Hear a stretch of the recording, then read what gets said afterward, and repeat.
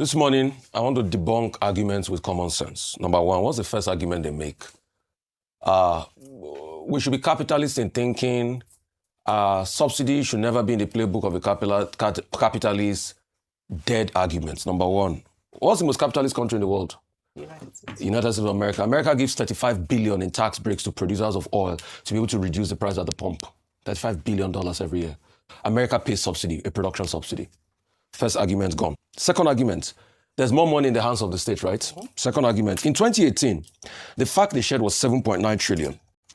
At the exchange rate, it was $26 billion. In 2025, the fact they traded was 21.9 trillion. At the exchange rate, is $14 billion. I've not even factored in inflation. So the money has reduced in dollar terms, not even factoring in inflation. When I factor the role of inflation, it gets even higher. That's another argument gone down the drain. Third argument, we shouldn't hear any form of subsidies. That's another flawed argument. Nigeria paid 34 trillion in import waivers for gone revenue, 2025. Do you know how much that would have done for the people? And it was the big people. Dr. Abati, you always talk about the import waiver scam in this country. It was the big people that benefited from it. Thirdly, Nigerians are the biggest beneficiary of subsidies. It's a lie. Ayo, please, don't be deceived. You see all these dead arguments they make about, the crony capitalists that ate subsidy money. Yes, the arguments exist. You know what has happened now? The crony capitalist has just changed hands. The biggest beneficiary of subsidies, Ayo, I put it to you today, are not even Nigerians. The biggest beneficiary of subsidy are not Nigerians. They are crony capitalists that have big infrastructure and they do contracts. They have been the biggest beneficiary of subsidy. So the idea of crony capitalism, we have gotten done with it, is a dead argument. They've just shifted the cycle of people that make money. Formerly, it was the NNPC. Now they just shifted the cycle of people that make money. Till today, they've not accounted for the over 3 trillion that was spent on the refinery. Over $3 billion that was spent on the refinery. So if they bring in that argument, it's already flawed. Which other argument do they have? The other argument that they make is that there was no... we don't want to go back to the days of long queues. No. What caused long queues then was because of import logistics. Today, you have Dangote producing locally. As at 2024, 2025, when we're still paying subsidies, because we paid 20% subsidies in 2024, there were no long queues, but we're subsidizing. So you can still have a subsidy regime going on, and there will be no long queues because production was closed by Dangote had it. That's just it. So that argument also falls flat on its feet. Please, if you have other argument, you can send to me. Let me debunk all this argument one by one. For me, I'm not also happy with Atiku Abubakar. And you see me, I don't like people just talking in the public space. By now, the next layer of Atiku's argument should be what I call mathematical modeling. What is the modeling? At what level of crude oil price will you pay subsidy or not? There was a point, if you remember, in 2020 during COVID, NNPC came and said subsidy was gone. You know why they said that? Because crude oil price was negative on the international market and prices were stable. So if crude oil is negative, you don't need to pay subsidy. If crude oil price is like $30, $40 per barrel, you don't still need to pay subsidy. There must be a threshold point where Atiku can think subsidy can kick in. And that's why when they say all economists, this was the argument like of Bismarck Rwani was making on Nairametrics sip and mic or something, what did they call it, by my brother Ugodre. So at what threshold? Is it at $80 per barrel? And what would be the cap on the kind of tax breaks you want to give? Issue it out. And what would be the subventions for the IOC you want to give? That's just it. What his proposal is saying is that there's a subsidy cap. Pretty much what we do. All it's just saying is sell below international rates to the already DSDO that we're doing, direct soup, the crude for Naira deal. Yeah. That's what we're saying. All right? And there was still some form of that level of subsidy. NNPC, do you remember that was buying crude from Dangote and selling it at a shorter rate? It was after a point they said, we can't sustain this. Even when Dangote refinery kick-started. So he should now give us the mathematical modeling. And he needs to be able to get economists to do that for him. I'm not sure if he has done that as we speak today. Because if you bring out a proposal, you should also bring out the mathematical modeling. That's what we want to see in the argument. We will now debate if the mathematical modeling makes sense or not. Let's stop deceiving ourselves. Chronic capital. There are people that own private ports in this country. Carry things into this country, yes. That are not being accounted for. All the people that went to go and get free trade zone status near Riverline. Don't we need to carry things into this country? Why are we deceiving ourselves? So should we not call for more transparency and accountability? They should start by printing out all the names of people they gave import waivers of 34 trillion. That's accountability now. This deep shore offshore project that they want to do, and they want to give as much as $11 per barrel tax breaks. And they should print their names as now. Who are the people that enjoy those ones? They should give us accountability on people that they are giving import licenses for now. So when they keep deceiving people and saying, we are fighting crony capitalism change hands. All the argument of, some people ate flats. It's not today they've been scamming Nigeria. Remember the days of import licenses? That's how some people cut me up. See, you see, Nigeria is so corrupt to an extent that you will shout when your party no dey government. When your party don't dey government, you go collect and put them for your pockets, move on.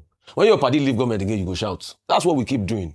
It's a clear case of Olegbe. That's what Nigeria is centered about. Except the people break their monopoly. And it's not the elite class that will break their monopoly.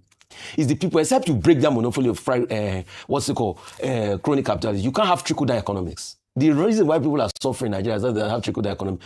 Look at the import waivers they granted when food prices were high and everything. Who are the people that collected the import waivers to bring food in? They should print out their names and how many quota did they give them? Who are the people that collected the import waivers across the import licenses for even bringing in petrol in? They should print it. Is it me and you? Show me where I not get money. We say rent, they scatter my head. I think of how I go pay my next rent for Vietnam. No, it's not me now. It's them. So when they come to lie to you and say, see, for any government policy, the question is, the capitalists that are enjoying it just change hands. That's what's happening. That's why some people are crying and complaining. All right. So it's the transparency we want to see. That's just it, pure and simple. All right, Dr. Abati. Okay, let me start with this long conversation over subsidy removal and Atiku Abubakar's intervention. And I speak as a man who was an insider observer when this happens and was spokesperson for the defense of the process under the Jonathan administration, because it was an issue under the Jonathan administration. Now, under the Jonathan administration, what that administration proposed was the deregulation of the downstream sector. We didn't call it subsidy removal. It was deregulation of the downstream sector. And at that time, the Jonathan administration in 2012 set up a committee led by Igboje Imokwede. I think Ig at the time was maybe managing director of Access Bank, but he was also a member of the economic management team. And his committee, his job was to do verification of all these, fuel subsidy claims.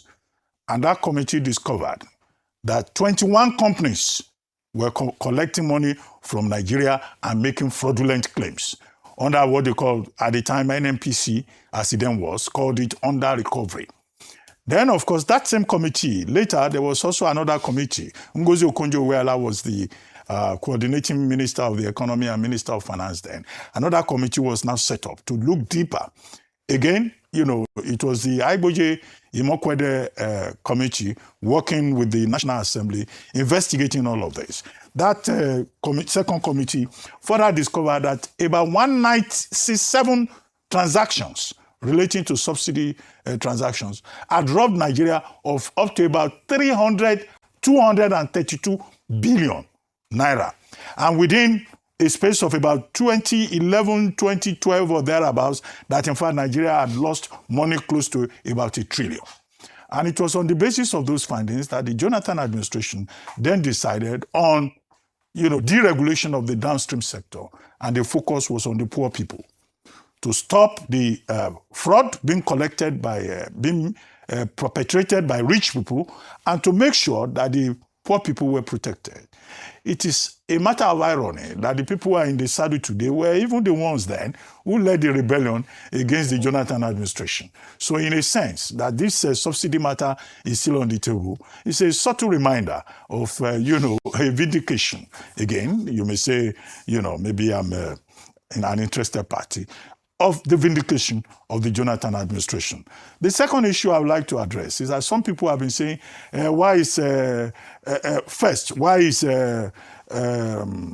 Abubakar raising this issue? Well, we have said consistently that this 2027 election process should be about issues, not personalities. Yes. I have condemned the attempt by the Atiku camp, looking for certificate, looking for NYSC certificate. These are issues that have been treated for over 30 years, which have been settled even at the level of the Supreme Court. But if he's raising a policy issue, I think, yes, it's useful for public debate. And fuel subsidy removal remains one of those major issues at the heart of the economic management of the process. Now, the third point is that people are saying Atiku has changed his mind. After all, in 2023, he himself said he supported the idea of a fuel subsidy removal. Well, you can always change your mind. Yeah. We're dealing with policy. And if you look at why the presidential candidate of the ADC is changing his mind, what I seem to understand is that this is a good idea, but that the Tinubu administration has implemented it the wrong way. Now, Atiku Abubakar says he will restore the subsidy were he to win, but will he win? But the missing point in his own argument is that I don't see how he's providing an alternative. It's not enough to double down and say, I will restore fuel subsidy. If you restore fuel subsidy and you say the Tinubu administration has not managed it well, what are those lessons that I have seen in how the Tinubu administration has allegedly managed it well? And what will you do differently if you bring the subsidy back? It seems to me that the rub of the argument lies in how the Tinubu administration has managed the fuel subsidy process. It's a good idea. It's a good thing. Those economists who supported it as a good idea, they had the background of the revelations from the investigations starting from the Jonathan administration to say this is not good. This is punishing the poor. Now, what the critics are now complaining about is that the Tinubu administration has done a right thing the wrong way. And the audit that is being asked for, I think, is relevant. The audit is about, okay, NNPC used to provide what they call under recovery. Minister Oyedele has said that under recovery was stopped. What was saved from there is now going to the state governments. Okay? So people are saying, okay, how much? People are also asking, the people who were stealing from Nigeria, the 21 companies, the 197 transactions that the Jonathan administration identified, what has happened to those people who stole Nigeria's money, who used the fuel subsidy regime to steal? We have no information about that. The third question on the table is that, okay, when President Tinubu introduced this, where is that management team to manage the subsidy removal process to ensure that the outcome, the predicted outcome by the Tinubu administration is what is achieved, which is to make sure that the rich do not continue to punish the poor and that the poor gain the advantage. The argument now, which may appear populist, the way Atiku Abubakar and his team have phrased it, is that they are saying, well, the people have not gained anything. Okay, if they want to correct it, how will you make the people to gain? I think the conversation is useful. It's not a thing to say, well, this is about economics, this is, the economics don't know, the economists don't know it all. The whole idea of policy, when you look at the cycle that will draw in policy analysis, the end of it is about the impact of the people. And the Nigerian people have the responsibility to talk about impact. However, if we say the money has been given to the state governments, there's something in policy management. Who governs the governor? Qui custodis ipso custodiet. It means who governs the governors. Who is doing the oversight, for example, at the state level? Who is asking these governors the more money that they collect, because everything is not federal? What are they doing with it? How much are you collecting at the end of the month? We don't see anybody doing that. At the federal level, when Senator Adams Oshiomhole stood up and said, we have to ask questions about this more money that is coming to government, other members of the Senate said they were not interested. How can you run a successful policy if there is no oversight, if there is nobody governing the governors? All of them chickened out. And now, for political reasons or for whatever reasons, for issue-oriented campaign, the ADC has now brought up this matter and everybody has become an economist in the matter. I think it's an issue that should not be swept under the market. It's an issue of relevance. If we are serious about our recommendation that this should be an issue-based campaign process as we move towards 2027, we can only talk here. We are talking heads. We just talk. I don't know how many people were listening. Those who probably listen are also stone deaf and ignorant. But, we have institutions who can also formally raise these questions.